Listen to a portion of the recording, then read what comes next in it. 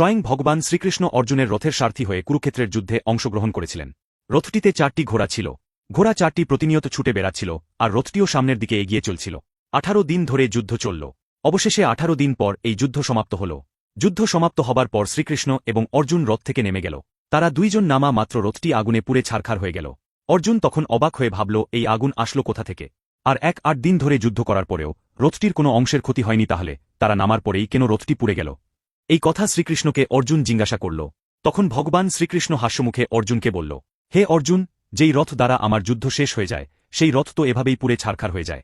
তখন অর্জুন বলল, হে কৃষ্ণ, আপনি আগেও কিছুবার রথ থেকে নেমেছেন, তখন কেন রথটি পুড়ল না?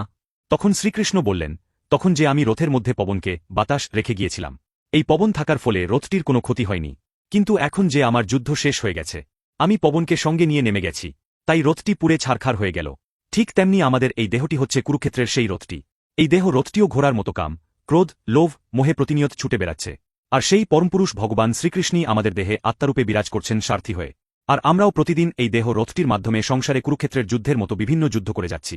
যখন আমরা ঘুমিয়ে থাকি তখন আমাদের দেহ রথে কোনো আত্মা থাকে না, কিন্তু আমরা ঘুমন্ত অবস্থাতেই নিঃশ্বাস নেই। এই শ্বাস হচ্ছে ভগবান শ্রীকৃষ্ণের রেখে যাওয়া সেই পবন। যেদিন আমাদের এই সংসার কুরুক্ষেত্র যুদ্ধ শেষ হয়ে যাবে, সেদিন আত্মারূপী দেহ রথের সারথি পবনকে সঙ্গে নিয়ে নেমে যাবে।